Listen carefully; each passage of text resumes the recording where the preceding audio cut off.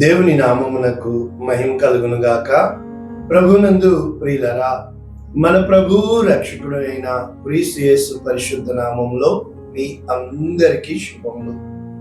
25వ తేదీ మే మాసము 2025వ సంవత్సరం. ఈరోజు దేవుడు నీకు చెప్తున్న మాట, లేకపోతే కీర్తనాకారుడు తన ప్రాణంతో చెప్పుకున్న గొప్ప మాట, పగలు ఎండ దెబ్బ అయినా రాత్రి వెన్నెల దెబ్బ అయినా నీకు తెగలదు. ఇది వాగ్దానం. కీర్తన 121:6 పూర్తి వచనము. పగలు ఎండ దెబ్బ అయినను నీకు తెగులదు, రాత్రి వెన్నెల దెబ్బ అయినను నీకు తెగులదు. ఇక్కడ పగలు రాత్రి, తెగులదు. కామన్ చూస్తే పగలు ఎండ దెబ్బ, రాత్రి వెన్నెల దెబ్బ. చూసుకుందాం. అయితే ఒకసారి ఇంగ్లీష్ లో మనం చూసుకుంటే, English standard version, the sun shall not strike you by day, అంటే సూర్యుడు నిన్ను కొట్టడు. Not the moon by night, అంటే చంద్రుడు కూడా నిన్ను కొట్టడు. ఒక విధంగా చూసుకోవాలి అంటే ఈ కీర్తన 121 మన జీవిత ఆత్మీయ ప్రయాణంలో, అంటే కొండల తట్టు నా కనులెత్తుచున్నాను, నాకు సహాయము. ఎప్పుడైతే నీవు సహాయం కోసం ఎదురు చూస్తావో, ఆ రోజు సిక్లగు ప్రాంతంలో ఉన్నప్పుడు అమాలేకీయులు వచ్చి దావీదు గుడారములు అన్నీ కూడా కాల్చివేసినప్పుడు, అక్కడ దావీదుతో ఉన్న జనులు రాళ్ళు పెట్టి దావీదును కొట్టాలి అని చూసినప్పుడు, దావీదు దేవుని బట్టి ధైర్యం తెచ్చుకున్నప్పుడు, దేవుని యందు భయభక్తులు కలిగి, అక్కడ రాసినట్లు కొంతమంది కీర్తనాకారులు చెప్తారు. ఏది ఏమైనప్పటికీ మన చుట్టూ కొండల వంటి సమస్యలు ఇంకా మన వల్ల కాదు అనుకున్నప్పుడు, నీవు నేను నా ప్రాణమునకు, ఇక్కడ ఈ కీర్తన ద్వారా మనకి ఏమర్థమవుతుందంటే, ద సావరెంటీ ఆఫ్ గాడ్, అంటే దేవుని యొక్క సార్వభౌమాధికారము, ద ప్రొటెక్షన్ ఆఫ్ ఆల్మైటీ, సర్వశక్తిమంతుని కాపుదల. ముఖ్యంగా నీ దేవుడు అన్యాయస్తుడు కాదే, నీ దేవుడు చేతకానివాడు కాదే. నీకు కలుగుతున్న ప్రతి శ్రమ, నీకు ఎదురవుతున్న ప్రతి సమస్య, నీ మీదకి ఎగిసిపడుతున్న ప్రతి జనము ఆయనకి తెలిసే ఉన్నాయే. నీ మీద పడుతున్న నిందలు ఆయనకి ఏది మరుగై ఉండలేదే. అంటే నీవు ఎవరి చాటును వెళ్ళాలని ఇవే మాటలు కీర్తనాకారుడు రాస్తున్నాడు. కీర్తన 91, మహోన్నతిని చాటున నివసించువాడు, సర్వశక్తిమంతుని నీడను విశ్రమించువాడు అని చెబుతూ, రాత్రి వేళ కలుగు భయమునకైనను, పగటి వేళ ఎగురు బాణమునకైనను, చీకటిలో సంచరించు తెగులనకైనను, మధ్యాహ్నమందు పాడు చేయు రోగమునకైనను నీవు భయపడకుందువు. కనుక ఈ కీర్తనాకారుడు చెబుతుంది, మనకి ఇక్కడ చెప్పబడుతున్న వాక్యాలు మనము ఇంకా లోతుగా వెళ్తే, ప్రభునందు ప్రియులరా, అంటే నిన్ను కాపాడువాడు కునుకుడు, నీ పాదము తొట్టిల్లనీయుడు అని చెప్పుతూ నీకు సహాయము రావాలి అంటే, ముందుకు వెళ్ళినప్పుడు ద్వారం మూసుకుపోతే ఎడమ పక్కన బాయ్ బాయ్ బాయ్ అంటుంటే, కుడి పక్కన కూడా నీకు నెమ్మది లేక ఉన్నప్పుడు, వెనక్కి వెళ్ళడానికి నీకు గత్యంతరం లేనప్పుడు, ఆకాశము నీ కోసం తెరవబడి ఉంది. అనేక మంది నేలకు చూచి వారు కృంగిపోయే వారంగా ఉన్నాము. కానీ ఏ రోజునైతే ఆకాశమందు నీ దేవుడు ఆసీనుడై ఉన్నాడని, ఆకాశము తెరవబడి ఉండుటకు మాత్రమే, కనుక ఆకాశము వైపు కన్నులెత్తి చూచినప్పుడు కూడా అక్కడ పగలు ఎండ దెబ్బ, ఎందుకంటే ఆకాశములో ఉన్న సూర్యుని దెబ్బ, ఆకాశములో ఉన్న చంద్రుని దెబ్బ. చంద్రుని దెబ్బకి ఒక మాట చెప్పలేండి, చాంద్ర రోగము, మూన్ స్ట్రక్. ఎంతో మంది యేసు ప్రభు వారి దగ్గరికి వచ్చినట్లు చూడగలుగుతున్నాం. రాహువు కేతువులని మనకి చెబుతూ ఉంటారు.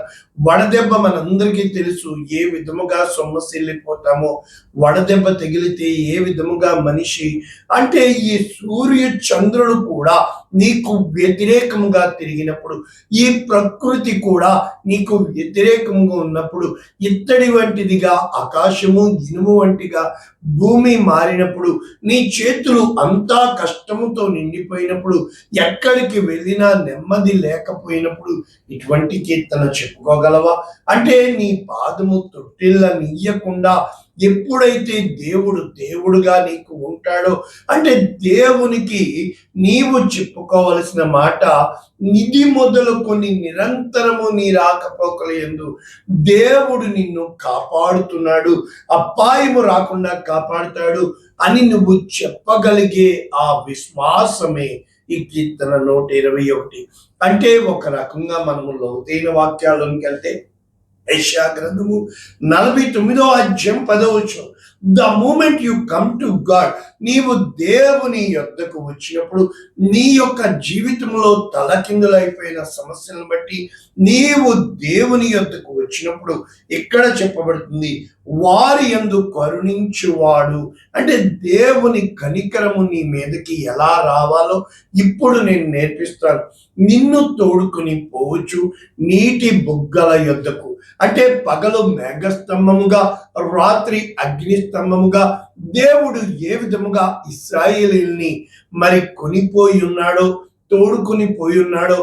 వారు మేఘస్తంభము చూశారు, అగ్నిస్తంభము చూశారు, కానీ ఆకలి వేస్తుందన్నప్పుడు, ఆకాశము నుండి దాహం వేస్తుందన్నప్పుడు, బండ నుండి దేవుడు ఈ విధముగా వారికి తోడుకొని వెళ్ళినప్పటికీ వారు సనిగి ఇంకా ఏదో కావాలి అని చెప్పి తృప్తి పొందని జీవితాలతో అరణ్యములో 40 సంవత్సరాలు తిరిగి ఆ యొక్క వంశము వారందరూ ఎవరైతే బయలుదేరి ప్రయాణం ప్రారంభించారో వారందరూ అరణ్యంలో చనిపోయారు.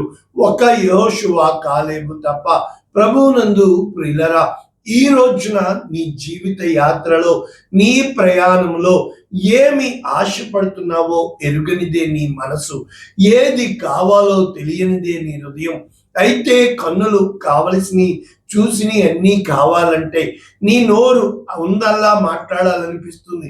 అయితే ప్రభువునందు ప్రియులరా, ఏ రోజునైతే నీ జీవితంలో దేవుని నడిపింపునకు నడిపించే దేవుడు ఆయనని నీ చెయ్యి పట్టుకొని ఆయన నిన్ను నడిపించగలడని, ముఖ్యంగా ఆకలి అయినా, దప్పి అయినా, ఎండమావులైనా, ఎండైనా తగులకుండా దేవుడు నిన్ను నడిపించగలడని ప్రకటన 7:16 మనం చూసినప్పుడు, వారికి ఇక మీదట ఆకలి అయినా, దాహమైనా, సూర్యుని ఎండ అయినా, వడగాలి అయినా తగులకుండా దేవుడు ఎందుకు చేస్తాడు అని అన్నప్పుడు, యెషయా గ్రంథము 60వ అధ్యాయం మనం చూసినప్పుడు, నీకు వెలుగు వచ్చి ఉన్నది, లెమ్ము తేజరిల్లెము.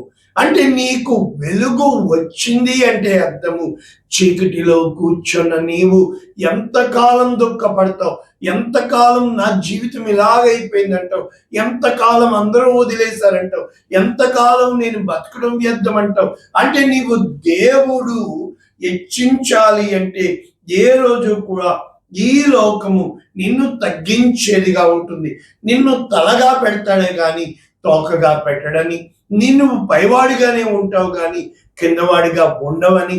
కానీ నీకు నీవే ఆ రోజున ఇశ్రాయేలు మా మట్టుకు మేము మిడతల వలె ఉన్నాము అని చెప్తున్నాడే. దేవుడు వారికి ఎన్ని కార్యాలు చేసినా ఒక్కసారి నీవు వెనక్కి తిరిగి దేవుడు చేసిన మేలు స్తుతించు.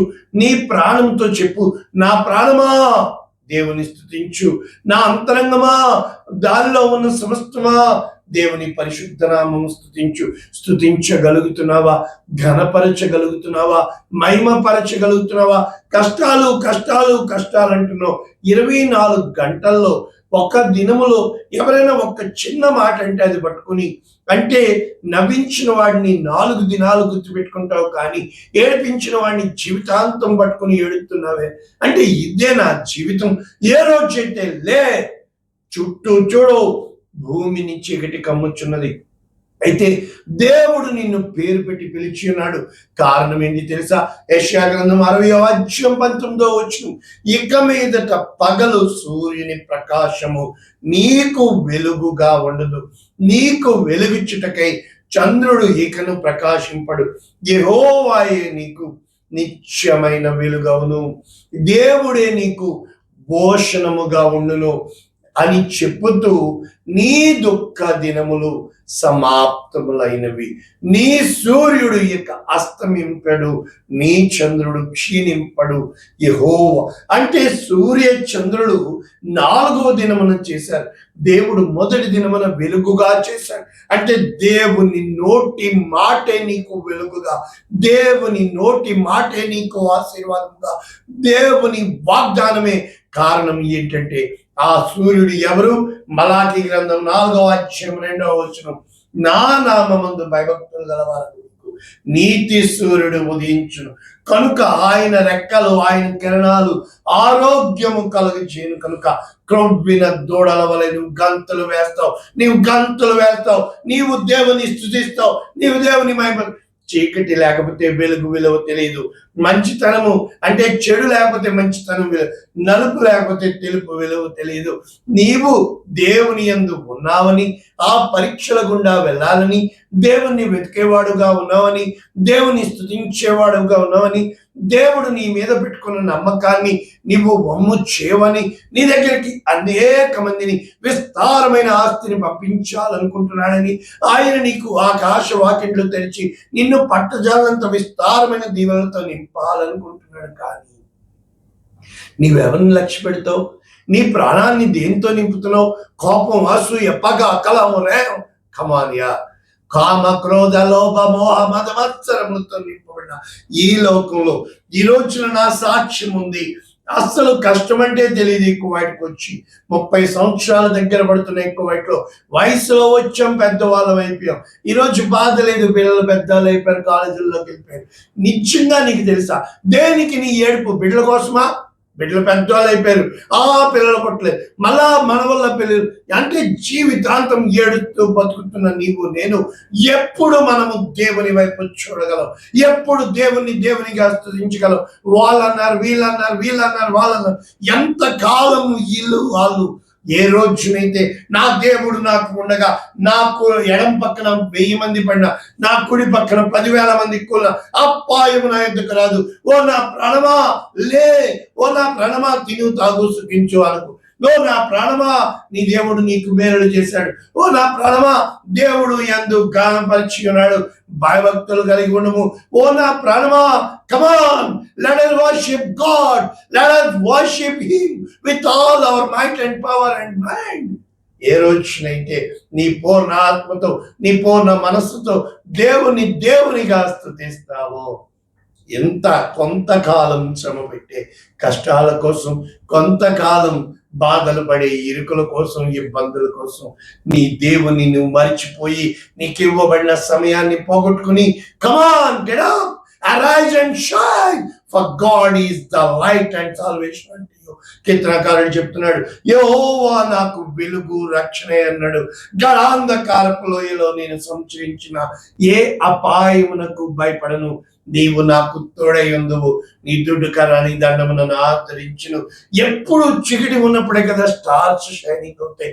అంటే సూర్యుడు ఉన్నంత కాలము, చంద్రుడు ఉన్నంత కాలము, ఆకాశము భూమి గతించిన నా మాటలు గతించువన్న దేవుడు, దేవుని వాగ్దానాలు అంత ఖచ్చితములని నేను రుచి చూచి తెలుసుకుని మీకు ప్రకటిస్తున్న సురేష్ దేవుడు, ఈ రోజున నన్ను పోషించి నడిపించిన దేవుడు, ఆ యొక్క కన్న తండ్రి, పరమ తండ్రి, మనకి అధికారి, గొప్పవాడు, సర్వాంతర్యామి, సర్వశక్తిమంతుడైన దేవుడు నీకు కాపుదలగా ఉండగా, నిన్ను కాపాడువాడుగా ఉండగా, నీ పట్ల శ్రద్ధ కలిగిన వాడుగా ఉండగా, నీ మీదకి ఏ ఆయుధము వద్దెల్లదు అని ఏ రోజునైతే కోడి తన రెక్కల క్రింద పిడలు దాచుకున్నట్లు రూతు దేవుని రెక్కల కిందకు వచ్చిందో, ఆ విధముగా నీవు నేను వచ్చినప్పుడు రూతు శాపగ్రస్తురాలు, రూతు విధవరాలు, రూతు ఒంటరిది, రూతు తన జీవితంలో బిడ్డలేని గొడ్రాలది. వస్తుంది. దేవుని రెక్కల క్రిందకి, మహోన్నతుని చాటుకి సంపూర్ణమైన బహుమానం పొందుకుంది. రూతు గర్భములోంచి యేసుక్రీస్తు వచ్చాడు. ఈ రోజు నీలో నుండి, నాలో నుండి యేసుక్రీస్తు వచ్చును గాక.